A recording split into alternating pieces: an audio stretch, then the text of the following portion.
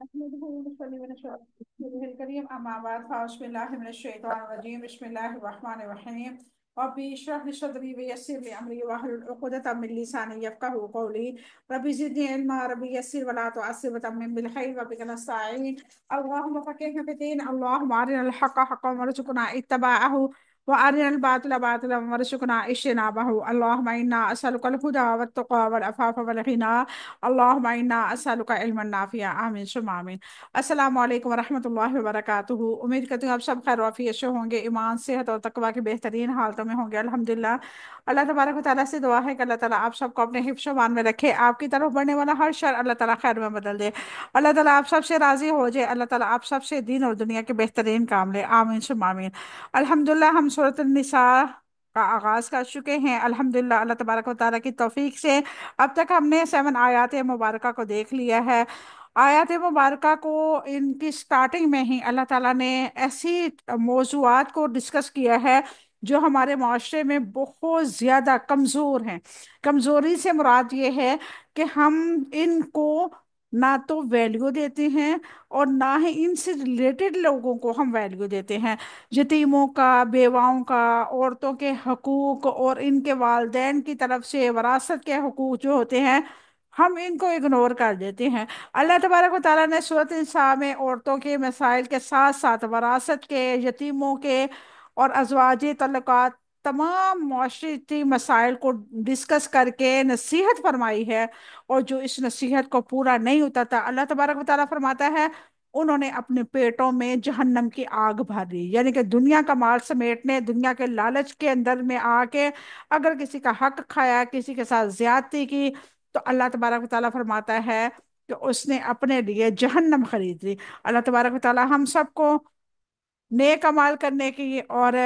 اللہ تبارک و تعالیٰ کے احکامات پہ چل کر اس کی اس دنیا کو بھی اور ہماری آخرت جو ہے اللہ تعالیٰ ہماری آخرت کو بھی بہتر بنائے۔ ہم اللہ تعالیٰ کے احکامات پہ پورا اترنے کی کوشش کریں، اللہ تعالیٰ ہماری کمیوں کوتاہیوں کو معاف فرمائے، ہم سے بہترین فیصلہ کروائے، اور خاص طور پر وصیت کے وراثت کے معاملے میں عورتوں، بیویوں، بچوں اور بیواؤں کے اور یتیموں کے اور قرابت والوں کے تمام کے حقوق کا ہم خیال رکھنے والے بن جائیں، آمین ثم آمین۔ آغاز کرتے ہیں آج کی کلاس کا۔ اعوذ باللہ من الشیطان الرجیم بسم اللہ الرحمن الرحیم، شروع اللہ کے نام سے جو بڑا مہربان نہایت رحم والا ہے۔ وَإِذَا اور جب حضر آ جائے، قسمتا تقسیم کے وقت، اولو القربا قرابت دار، والیتاما اور یتیم، والمساکین اور محتاج، فرزقوہم تو تم مال دو انہیں، منہ اس میں سے، وقولو اور تم کہو، لہم ان کے لیے، قولم بات معروفہ بلی، ولیخشا اور لازم ہے کہ ڈریں، الذین وہ لوگ جو، لو اگر، ترکو چھوڑ جاتے ہیں، من خلفہم اپنے پیچھے سے، ذریۃً اولاد، ضعیفاً ضعافاً کمزور، خوف وہ ڈرتے ہیں، علیہم ان پر، فلیتقو چنانچہ لازم ہے کہ وہ ڈر جائیں اللہ اللہ تعالیٰ سے، ولیقولوا اور وہ لازم ہے کہ وہ کہیں، قولم بات، سدیدہ سیدھی، انا بلا شبہ، الذین وہ لوگ جو، یأکلون کھاتے ہیں، اموالا مال، الیتاما یتیموں کا، ظلمن ظلم سے، انما بلا شبہ نہیں، یأکلون وہ کھاتے، فی بطونہم اپنے پیٹوں میں، نارا آگ، وَسَيَصْلَوْنَ اور جلد ہی وہ داخل ہوں گے، سعیرا دہتی ہوئی آگ میں۔ آج یہیں تک ہماری لیسن ہے، کل سے انشاءاللہ وراثت کی تقسیم کا ہم پڑھیں گے، تو آج ہمارا یہاں تک ہی 4 آیت ہے، تو ان کی مختصر سی تفسیر ہم دیکھتے ہیں۔ وَإِذَا حَضَرَ الْقِسْمَةَ أُولُو الْقُرْبَى وَالْيَتَامَى وَالْمَسَاكِينَ فَارْزُقُوهُم مِّنْهُ وَقُولُوا لَهُمْ قَوْلًا مَّعْرُوفًا اور جب تقسیم کے وقت قرابت دار اور یتیم اور محتاج آ جائیں، انہیں بھی اس مال سے کچھ دے دو اور ان سے بھلی بات کہو۔ امداد مستحق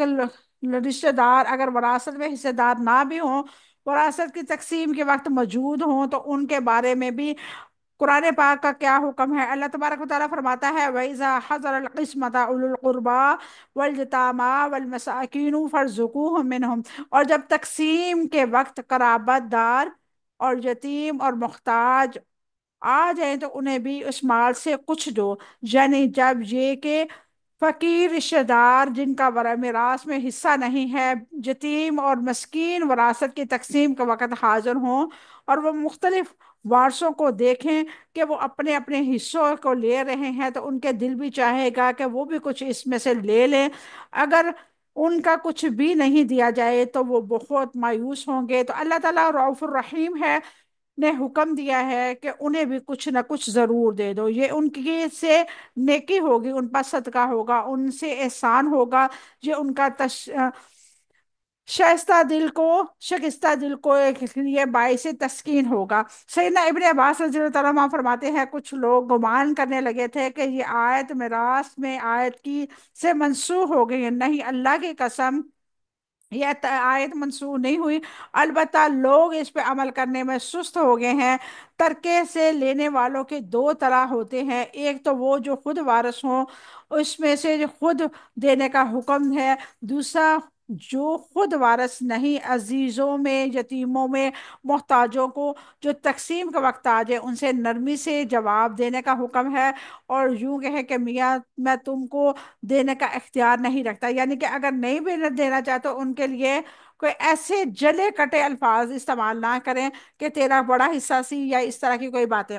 مال کی تقسیم کے وقت اگر رشتہ دار موجود ہوں اور وہ محتاج بھی ہوں تو صلہ رحمی کا جذبے رکھنے کے لیے ورثاء یہی مناسب سمجھے کہ انہیں بھی کچھ دے دیا جائے، تاکہ یہاں ان کے کسی رشتہ دار کا مال تقسیم ہو رہا ہے وہاں سے وہ محروم نہ واپس جائیں، خاص طور پر وہ یتیم بچے جن کا باپ ان کا انتقال دادا کے وقت ہو گیا ہو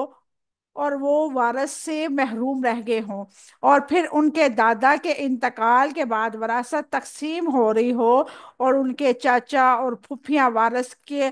وراثت کے مالک پا کر خوش ہو رہے ہوں اور یہ بچے ان کے منہ تک رہے ہوں، تو ان کے لیے کچھ نہ کچھ نہ آ رہا ہو، صرف ان کے لیے ان کے والد کے انتقال دادے سے پہلے ہو چکا ہے تو ان کی محرومی کا کیا عالم ہوگا۔ ایسے بچوں کا حق یہ ہے کہ ان کے آب حیات کے مترادف ہے کہ خاص طور پر اگر دادے کی جائیداد بڑی ہے اور ورثاء ان یتیموں کے حال پر رحم کریں تو ان کے حصے میں اچھی خاصی جائیداد آ سکتی ہے اور ان کی غربت دور ہو سکتی ہے۔ اگر عطا کرنا ممکن نہیں نہ ہو، مثلاً بے سمجھ لوگوں کا حق ہے یا ان میں سے کوئی اہم کوئی اور وجہ ہے، تو ایسی صورت میں وقول لهم قولا معروفہ، ان کے لیے بھلی بات کہنا اور ان کو اچھے طریقے سے غیر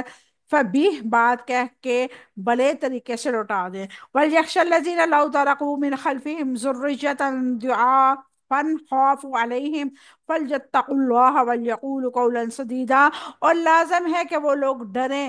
اگر اپنے پیچھے کمزور اولاد چھوڑ دے اور ان کے بارے میں وہ ڈریں، چنانچہ ان پر لازم ہے کہ وہ اللہ تعالیٰ سے ڈر جائیں اور سیدھی بات ہی کہیں۔ یتیم کے اولیاء کو تلقین کی گئی ہے وَلْيَخْشَ الَّذِينَ لَوْ تَرَكُوا مِنْ خَلْفِهِمْ ذُرِّيَّةً ضِعَافًا خَافُوا عَلَيْهِمْ، اور لازم ہے کہ ڈریں جو اگر اپنے پیچھے کمزور اولاد چھوڑ جاتے ہیں ان کے بارے میں وہ ڈرتے ہیں۔ یتیموں کے اولیاء کو کہا گیا ہے کہ وہ ان کے ساتھ ایسا سلوک نہ کریں جیسے وہ چاہتے ہیں کہ ان کے وفات کے بعد ان کے چھوڑے ہوئے بچوں کے ساتھ کیا جائے، یعنی کہ ایک انسان ہے، اس کی وراثت ہے اور اس کی وراثت میں اس کے جو بچے ہیں وہ بہت چھوٹے ہیں اور اس کا باپ کو یہ فکر لاحق ہے کہ میری تو موت کا وقت قریب ہے، اب میرے بچوں کا کیا بنے گا۔ تو اللہ تعالیٰ اس آیت مبارکہ میں فرما رہا ہے کہ جو انسان وراثت والا اپنی اولاد کو چھوڑ کے جائے تو پیچھے جو اس کے ولی بنے، یعنی کہ اس کے رشتہ دار، چچا، پھپھی، ماموں، کوئی بھی ان بچوں کا نگران بنتا ہے، تو اس پہ یہ ہے کہ وہ اللہ تعالیٰ سے ڈرے۔ باپ کا دل اپنے چھوٹے ہوئے اور کمزور بچوں کے حوالے سے انتہائی نرم ہوتا ہے، اور جب وہ یہ محسوس کرتا ہے کہ وہ کمزور ہے، کوئی ترس کھانے والا نہیں ہے، کوئی ان کا محافظ نہیں ہے، کوئی ان پر سر پر رحمت کے ساتھ ہاتھ پھیرنے والا نہیں ہے، اس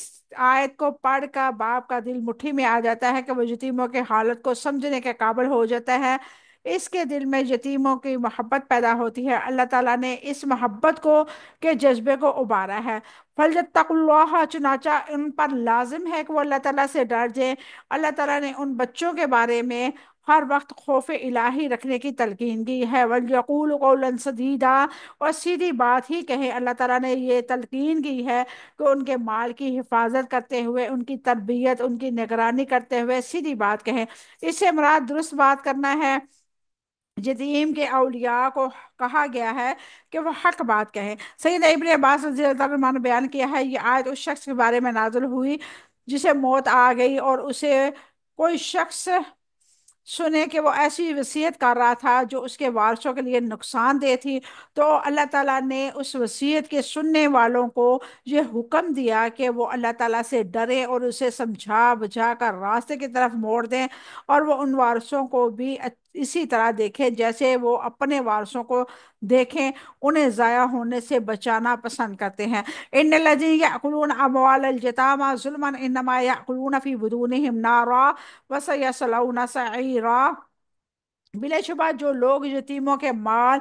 ظلم سے کھاتے ہیں، وہ اپنے پیٹوں میں آگ کے سوا کچھ نہیں کھا رہے، وہ جلد ہی دہکتی آگ میں داخل ہوں گے۔ یتیموں کا مال کھانے کے لیے کیا وعید ہے؟ اللہ تبارک و تعالیٰ نے فرمایا ہے یتیموں کا مال کھانے والوں کے لیے وعید ہے۔ ان الذین یأکلون اموال الیتامی ظلما انما یأکلون فی بطونہم نارا، بلا شبہ وہ لوگ جو یتیموں کا مال ظلم سے کھاتے ہیں، وہ اپنے پیٹوں میں آگ کے سوا کچھ نہیں کھاتے۔ جو لوگ یتیموں کا مال کھاتے ہیں وہ مال نہیں، آگ کھاتے ہیں۔ اللہ اکبر کثیر، اللہ اکبر کبیرہ۔ ظلم حق کی قید سے وہ ندار سرپرست نکلتے ہیں جن کو معروف طریقے سے